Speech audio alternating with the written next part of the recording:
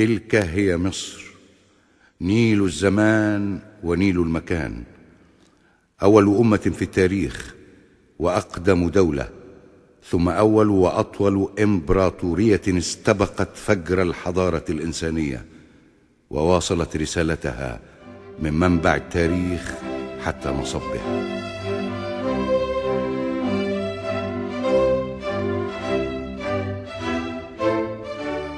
في مصر القديمة بدأ البناء الحضاري على مفاهيم ناضجة للوطنية وللعدل وللأمن القومي، أدركت العروة الوثقى بين الأمنين الداخلي والخارجي، فقد واكب الحس الأمني ولادتها الأولى قبل أن يتبلور في نظام عسكري وأمني متقدم.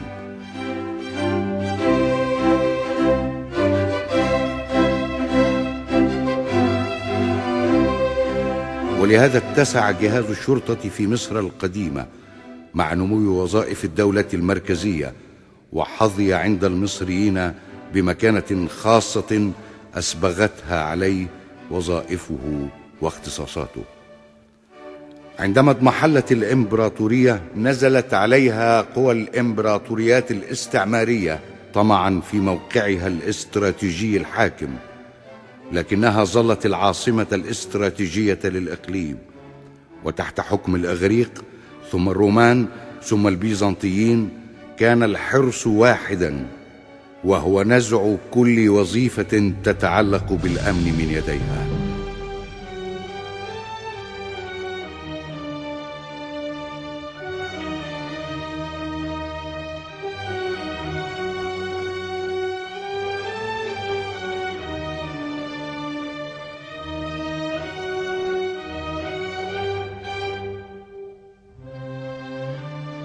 عندما جاء الفتح العربي بعد عصور من الاستعمار والاستغلال لم تتوقف خلالها ثورات المصريين، فتحت مصر أبوابها، وكما تعربت قلبا ولسانا تمصرت العروبة في مدرسة حضارتها المفتوحة. وإذا كان عصر الولاة المسلمين قد شهد دخول المصريين في منظومة الأمن بعدد من الوظائف الوسيطة، فإن العصور التالية عليه سواء في ظل حكم الفاطميين أو الأيوبيين أو المماليك ثم العثمانيين قد حرصت على تجريد المصريين من هذه الوظائف خشية أن ينتزعوا سلطة الحكم لأنفسهم.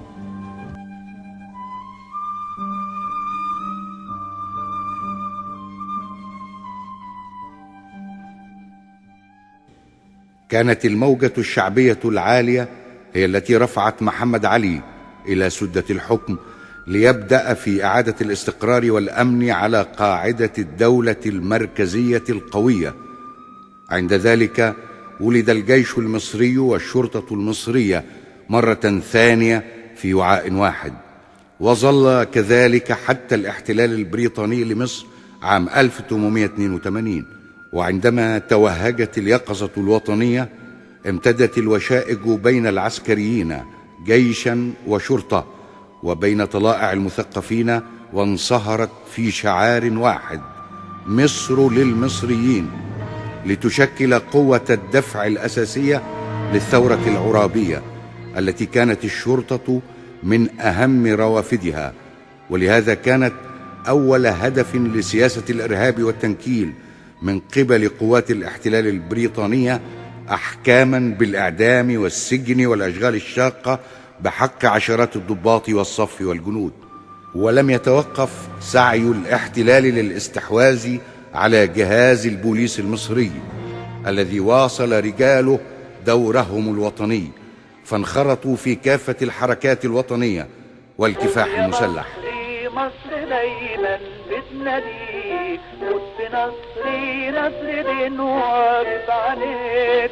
وامتد تعبير البوليس المصري عن انتمائه الوطني عبر كافة صور مقاومة المحتل، وحتى حضوره الوطني في ثورة 1919، ثم انخراطه في المعارك ضد قوات الاحتلال، وصولا إلى قمة موجة المواجهة في معركة الإسماعيلية المجيدة، عندما رفضت الشرطة المصرية الاستسلام واختارت المواجهة بالسلاح، ومن ثم البطولة الخالدة والتضحية العظيمة والمجد الحي.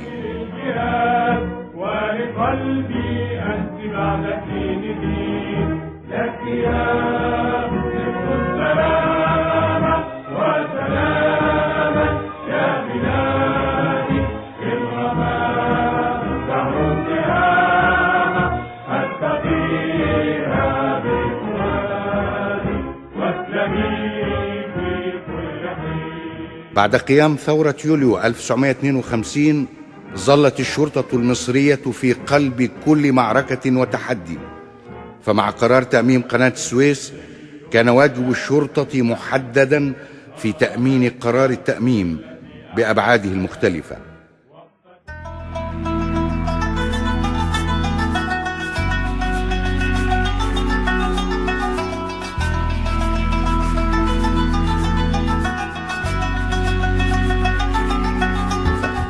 وفي عدوان عام 1956 شاركت في المعارك وفي دعم المقاومة وتنفيذ العمليات الفدائية، ولم يكن الموقف مختلفا، توجها وطنيا ونبضا فدائيا وتضحية، سواء خلال فصول عدوان عام 1967 أو خلال المراحل الممتدة لحرب الاستنزاف. وتعيشي انتي يا بيوت السويس يا بيوت مدينتي، استشهد تحت وتعيشي انتي يا بيوت السويس.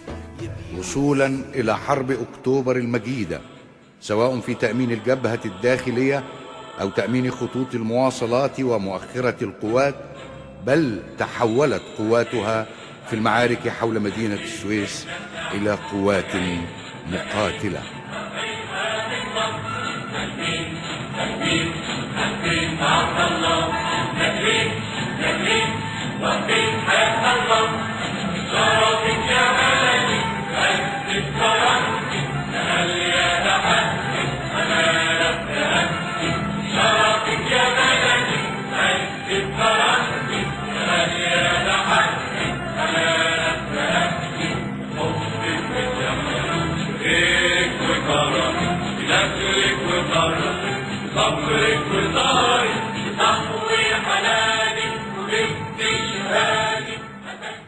بعد تحرير الأرض وبمرور الوقت واجهت الشرطة تحديات مستجدة بلغت ذروتها بعد اغتيال الرئيس أنور السادات ثم صعود الرئيس حسني مبارك إلى سدة الحكم.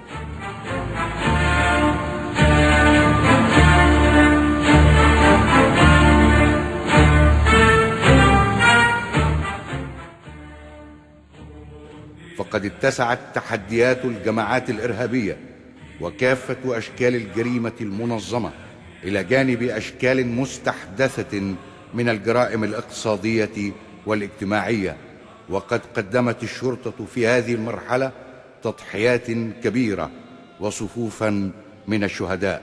سلاما شبابا